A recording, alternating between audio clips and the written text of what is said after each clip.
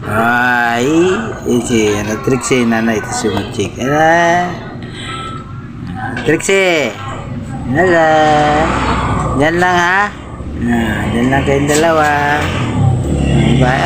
Inaya niya ko. Upo na. Upo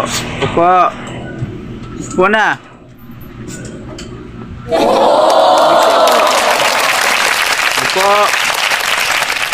Upo na. Ayan nakalanghap sila ng panggatong, yung pinakausog. Ginawari, ayan, upo na. Kamay! Ayaw, di ba? Upo lang. Upo! Swat!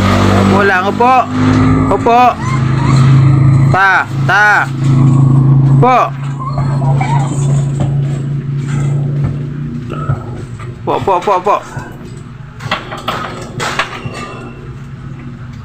Po.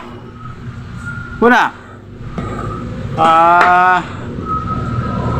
Yan, ganyan.